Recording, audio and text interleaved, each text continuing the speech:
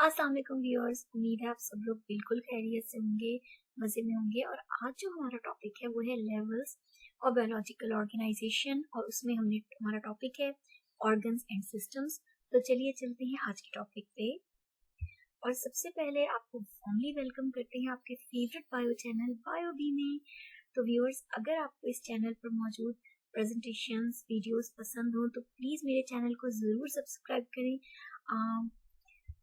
मैं आपकी बहुत ज़्यादा एहसानमंद होंगी। चलिए आगे चलते हैं। अच्छा, आज जो हमारा टॉपिक है वो है ऑर्गन्स।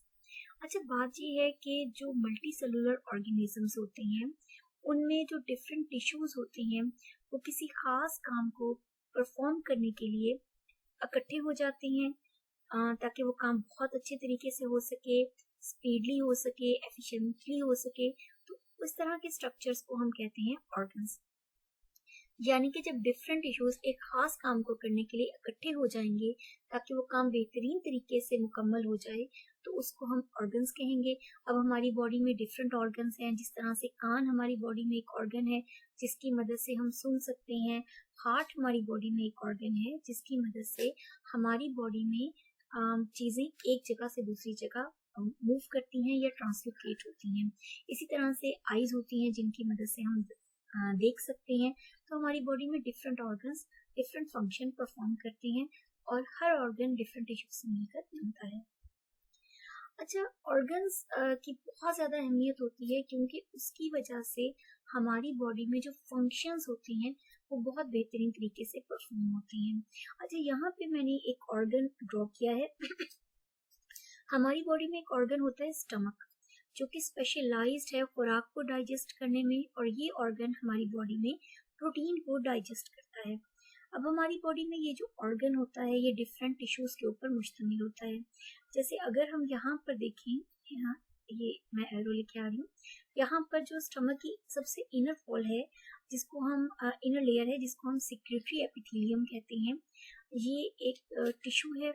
इस सिक्रेटरी एपिथेलियम में बहुत सारे जो हैं वो ग्लैंड्स होते हैं which are suppose to secrete gastric juice, जिसमें डिफरेंट एंजाइम्स, जिसमें एंजाइम होता है पेप्सिन, जिसमें म्यूकस होती है, इसके अलावा HCl होता है, ताकि खुराक को अच्छे तरीके से डाइजेस्ट किया जा सके। तो स्टमक की जो सबसे इनर लेयर है उस टिश्यू को हम सिक्रेटरी एपिथेलियम कहते हैं, जिसके पास सिक्रीशन के लिए स्पेशल ग्लैंड्स होते हैं जो कि जूसेस रिलीज करते हैं, और जिसकी वजह से स्टमक इस काबिल होता है कि खुराक के प्रोटीन वाले हिस्से को अच्छे तरीके से डाइजेस्ट कर सके। अच्छा, अगर आप यहाँ पे लफ्ज देखें ना, गैस्ट्रिक, गैस्ट्रिक का लफ्ज आपको कभी सुनने में मिले या किसी मेडिसिन के ऊपर हो तो याद रखिएगा गैस्ट्रिक का लफ्ज खुराक को डाइजेशन से रिलेटेड होता है, या हम आमतौर पर इससे मुराद स्टमक ले रहे होते हैं, ठीक है, क्योंकि स्टमक भी खुराक को डाइजेस्ट कर रहा होता है। अच्छा, इसके अलावा स्टमक में अगर आप ये वाली लेयर देखें तो ये जो मिडल लेयर है ये है मस्कुलर टिश्यू की लेयर। यहाँ पे दो किस्म के मसल्स मौजूद होते हैं, एक होते हैं लॉन्गिट्यूडनल मसल्स और एक होते हैं सर्कुलर मसल्स। इन मसल्स की वजह से स्टमक की दीवारों में कॉन्ट्रैक्शन और रिलैक्सेशन होती है, यानी कि स्टमक फैलता है और सिकुड़ता है।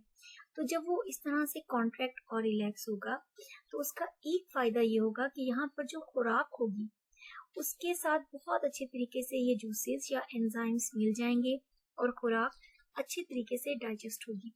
प्लस जब स्टमक की वॉल में इस तरह से कॉन्ट्रैक्शन और रिलैक्सेशन होगी तो जो खुराक है वो स्टमक के इस एंटीरियर पार्ट से आहिस्ता आहिस्ता मूव करती हुई पोस्टीरियर पार्ट की तरफ जो है वो आ जाएगी। तो स्टमक जो एक ऑर्गन है खुराक को डाइजेस्ट करने का, वो टिश्यूज पर मुश्तमिल है। मैंने आपको दो टिश्यूज बताए, एक मस्कुलर टिश्यूज हैं, इसके अलावा इनर लेयर में सिक्रेटरी एपिथेलियम है जिसकी वजह से एंजाइम्स और डिफरेंट चीजें जो है वो रिलीज होती हैं स्टमक में ताकि प्रोटीन बेहतरीन तरीके से डाइजेस्ट हो सके। अच्छा, स्टमक की बहुत ज्यादा अहमियत है हमारी बॉडी में क्योंकि उसकी वजह से हम खुराक को अच्छे तरीके से डाइजेस्ट कर सकते हैं। प्लस ये कि तमाम के तमाम ऑर्गन्स की हमारी बॉडी में बहुत अहमियत है।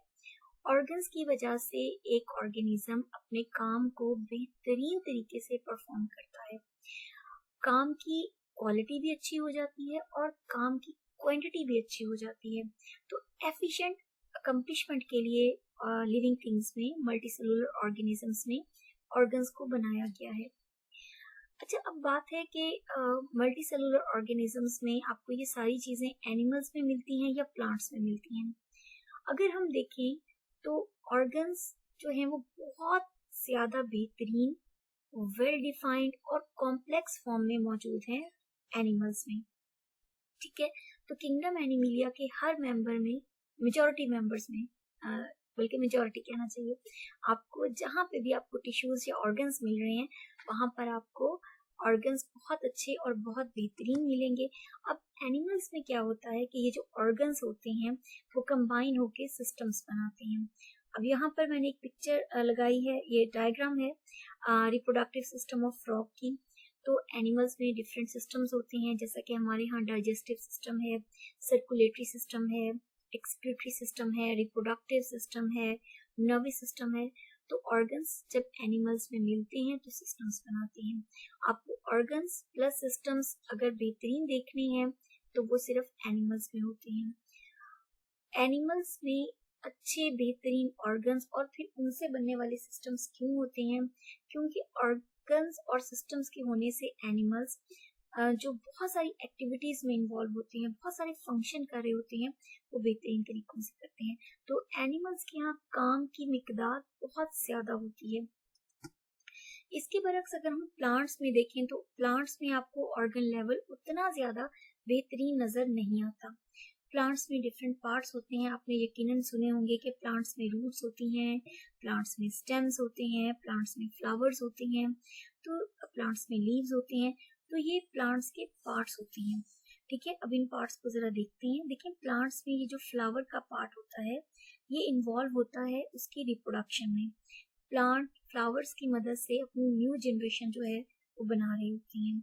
प्लांट्स में अगर हम स्टेम की बात करें या तने की बात करें तो ये स्टेम होता है जो पौधे को हवा में रखता है, ये इनके यहाँ सपोर्ट का फंक्शन परफॉर्म कर रहा होता है। इसके अलावा अगर किसी भी चीज ने जमीन से ऊपर जाना है और ऊपर से किसी भी चीज ने रूट्स की तरफ आना है तो ये स्टेम एक सप्लाई लाइन का भी काम करती है चीजों को ट्रांसपोर्ट करने में। उसके बाद अगर आप यहाँ पे देखें तो यहाँ पे मैंने लीफ भी जो है वो लेबल किया हुआ है। लीफ प्लांट का एक ऐसा पार्ट होता है जो फोटोसिंथेसिस में इन्वॉल्व होता है, यानी कि खाना बनाने में इन्वॉल्व होता है। इसके अलावा प्लांट्स का एक और इम्पोर्टेंट पार्ट होता है रूट्स। रूट्स बहुत इम्पोर्टेंट होते हैं। रूट्स की वजह से पौधे जो हैं वो जमीन में अटैच रहते हैं। प्लस रूट्स जो होती हैं वो पौधों के लिए खुराक को स्टोर करती हैं। रूट्स जो होती हैं वो पौधों के लिए वाटर और मिनरल्स को एब्जॉर्ब करती हैं और उनको ऊपर तक जो है वो पहुंचाती हैं। तो रूट्स भी पौधों के लिए बहुत इम्पोर्टेंट है। यहाँ पर अगर हम कंक्लूजन दें तो यहाँ पे ये कंक्लूजन निकलता है कि ऑर्गन्स इसलिए होते हैं ताकि काम को बहुत अच्छे तरीके से परफॉर्म किया जा सके। और एनिमल्स में आपको ऑर्गन्स मिलते हैं और एनिमल्स में ही ऑर्गन्स आगे जाकर इकट्ठे होकर सिस्टम्स बनाते हैं। प्लांट्स में आपको ऑर्गन्स बहुत वेल डिफाइंड नहीं होते। प्लांट्स में आपको डिफरेंट पार्ट्स मिलते हैं जो जिसकी वजह से प्लांट्स लगभग अपने तमाम काम कर रहे होते हैं, लेकिन प्लांट्स में आपको सिस्टम नहीं मिलती है। वजह, प्लांट्स की लाइफ उतनी ज्यादा एक्टिव या उतनी कॉम्प्लेक्स नहीं होती है जितना कि एनिमल्स की होती है। ठीक है, फॉर द टाइम बिंग इतना ही। इंशाल्लाह नेक्स्ट लेक्चर में मिलेंगे नेक्स्ट टॉपिक के साथ। For the time being, Allah Hafiz.